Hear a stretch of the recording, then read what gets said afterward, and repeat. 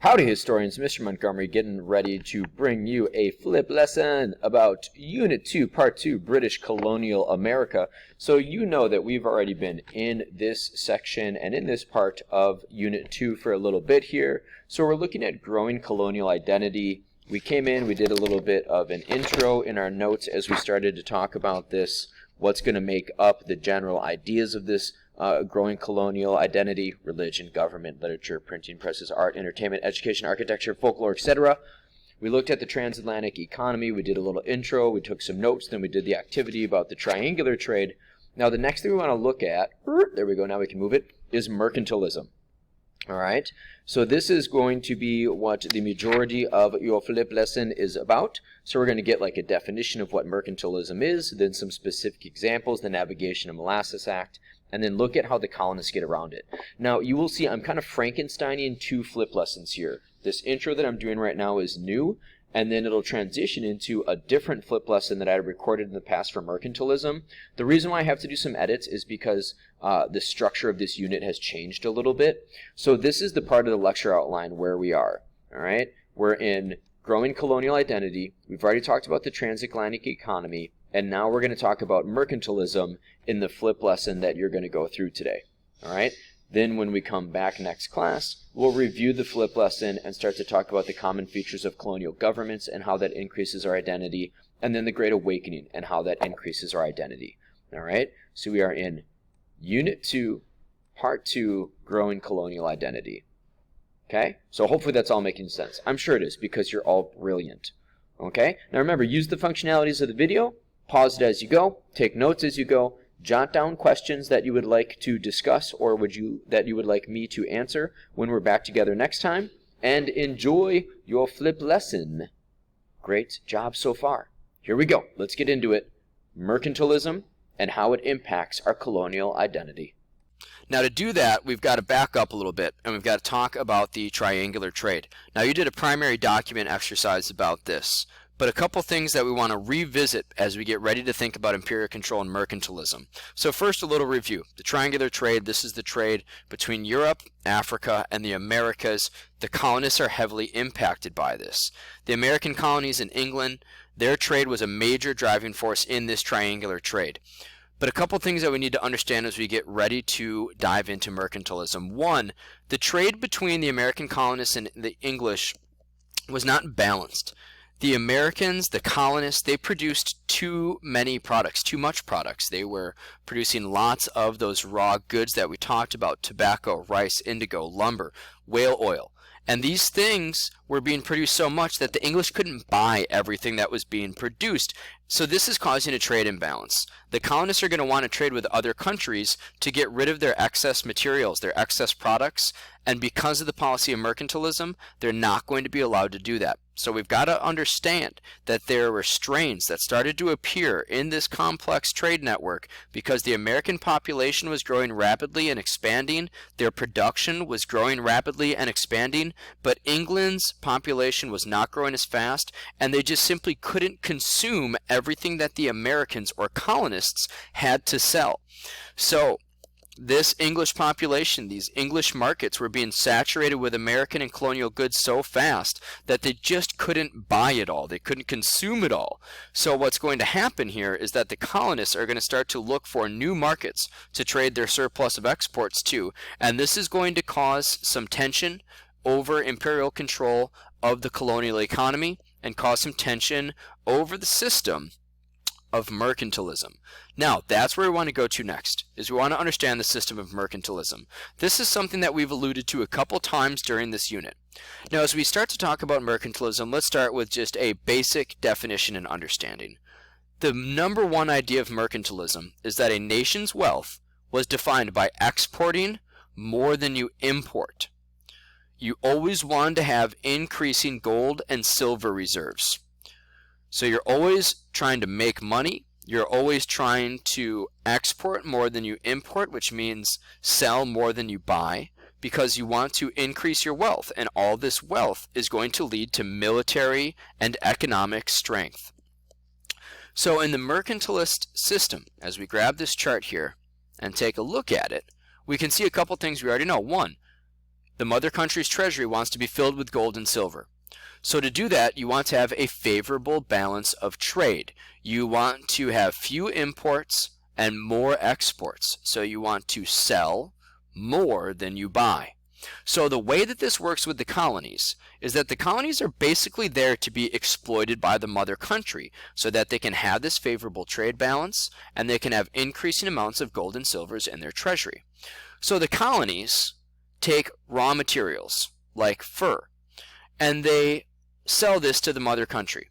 Now the colonies are only allowed to sell to the mother country. So the English colonies are only allowed to sell back to England. They're not allowed to work with other countries. The colonies also are not allowed to finish these products. So if we're working with the example of fur, the colonists go out and they trap some beaver. And now they have this fur. They're not allowed to turn it into a beaver skin hat. Instead, they have to take the raw fur and they have to sell it to the mother country. Now, because the mother country is the only one that the colonists are allowed to trade with, the mother country can basically pay whatever they want. There's no competition here. If the colonists were able to sell it to the French, the English, and the Dutch, they could sell it to whoever would give them the best price. But since the mother country is the only one allowed to buy it, the colonists don't always get a lot of competition or a fair market price because the mother country wants to be able to turn this raw material into a manufactured or finished product and then sell it back to the colonies at a profit. So the colonists trap a beaver, they turn that beaver into a skin, they sell it to the mother country who buys it for a good price. The mother country or the English turn that beaver skin into a hat and then sell that hat back to the colonies at a larger price than what they bought it for. So they're always making money. They're always selling more than they're buying, and they're increasing the amount of gold and silver in their treasury. Now, as we can see here, the colony's main purpose is to provide these raw goods, these raw materials, so that way England wouldn't have to buy them from another country. They can get them for a good price, and they can increase the economic wealth of the mother country. Did colonists get rich in this system? Of course, but they still felt held back because competition was being removed from the system in mercantilism. So this is something that's going to cause tension and resentment. The colonists weren't allowed to finish products. They were only there to provide the raw materials.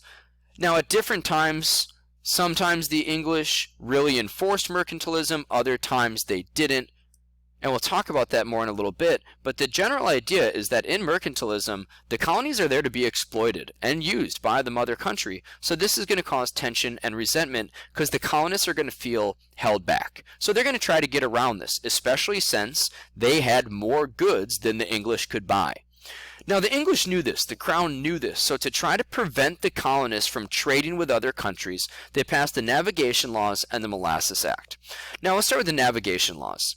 The Navigation Laws are in place. They started in 1651, and they're there to regulate colonial shipping. Basically the idea is, if the colonists are going to buy anything, it has to come from the English. And if the colonists are going to sell anything, they have to sell it to, guess who? The English, the mother country. So all goods destined for the colonies first go through England, and any trade only happens with the English. They're really aiming to try to cut out colonial trade with the Dutch and with the French. The Dutch down in the West Indies, the Caribbean, and the French down in the West Indies as well. So they're trying to reinforce their policy of mercantilism through the Navigation Acts.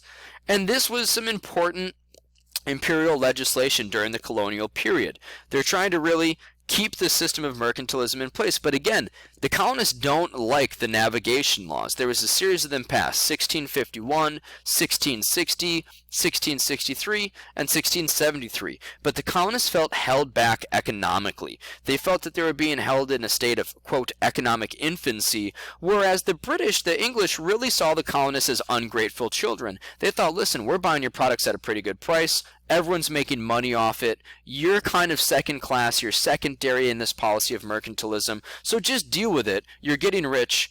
Stop complaining because you want to get richer. But the colonists felt held back. They felt disrespected. Tension was growing, and they felt that money was being taken away from them, and that's never a good thing. That's going to cause a lot of tension and a lot of resentment. The Molasses Act was another one, passed in 1737. where again, they're trying to stop the colonists from trading molasses in the French West Indies. It proved largely ineffective though, because here's the deal. The colonists, they're very far away from the crown. We've learned about the law of proximity. They're able to smuggle their way around it. The Atlantic seaboard is enormous, and the crown, the king, can't send enough officials over to really patrol it and make sure that none of this trade is going on. It's just too hard to do. There's too much geographic space, and the crown and their ministers are too far away. When the ministers are there, the colonists have no problem just bribing them. And again, the ministers, the officials of the government, they're far away from the king, so they're going to take the bribe. They're getting paid, plus they're getting money on the side. And also, there were times where the king and the crown just kind of went through a period of neglect, what we call salutary neglect, beneficial neglect, where they're not enforcing these policies very strictly, and that allowed the colonists to grow in their economic livelihoods and in their trade. So what we see here with mercantilism, the triangular trade, is that the colonists are being feel like they're being held back economically, and eventually what we're going to see here is that the king is going to get strict, and the monarchy is going to get strict, and they're going to try to bring their disobedient children back into line and force them to follow. And they're going to try to force them to follow these rules, these regulations. They're going to try to really enforce mercantilism, and that is not going to work well. And that's going to cause a great deal of tension and eventually be one of the primary causes of the American Revolution. So that's a little bit about imperial control of the economy and mercantilism and the colonial response to it. They get around it as much as they can, but lots of tension a-brewing.